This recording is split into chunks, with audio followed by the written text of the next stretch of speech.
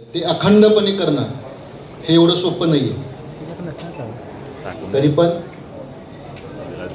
याचे अध्यक्ष विक्रम खिलवडे असल्यामुळं हे काम अविरतपणे चालू आहे. त्याबद्दल विक्रम खिलवडेचं सर्वांनी कौतुक करावं.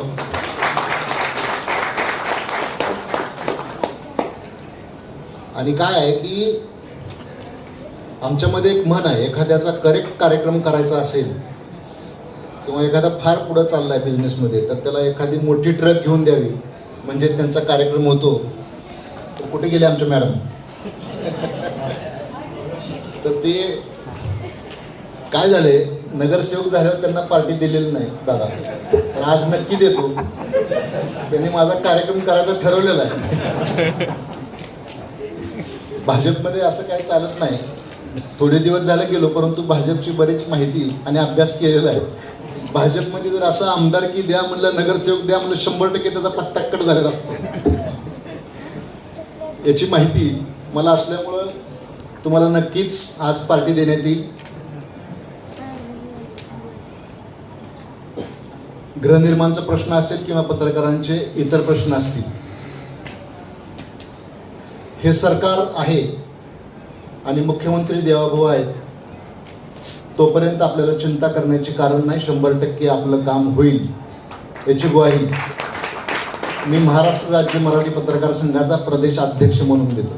नगरसेवक म्हणून नाही, प्रदेश अध्यक्ष म्हणून देतो. त्याचं कारणही तसंच आहे की परवा मुंबईला गेलो, मुख्यमंत्री देवाभाऊंना पत्रकारांच्या अडचणींसाठी 5 निवेदनं दिली. भाऊ आणि दादा, सगळ्यात महत्त्वाचं जो प्रश्न होता, आमचे जे ज्येष्ठ पत्रकार आहेत त्यांच्या पेन्शन संदर्भातल्या अडचणीचा होता. गेले अनेक वर्ष झालं तो प्रश्न रेंगाळलेला होता. ते पत्र दिल्या देवाभाऊंनी त्याच्यावर एंडोर्समेंट मारली. 18 तारखेला त्याची बैठक झाली आणि राज्यातल्या 22 ज्येष्ठ पत्रकारांचा पेन्शनचा प्रश्न मार्गी लागला. आणि दर 4 महिन्याला ज्येष्ठ पत्रकारांच्या पेन्शन संदर्भात मीटिंग घ्यावी असे निर्देश मुख्यमंत्र्यांनी दिले. दुसरा विषय, तिथं आपले खिलवडे साहेब माझ्या बाजूलाच होते. खिलवडे म्हणले की श्रमिक पत्रकार संघाची बैठक, गृहनिर्माणची बैठक लावावी हे मुख्यमंत्र्यांना सांगा. मुख्यमंत्र्यांना सांगितलं मुख्यमंत्र्यांनी की बाजूला OSDनं सांगितलं की बैठक त्वरित लावून घ्यावी म्हणून.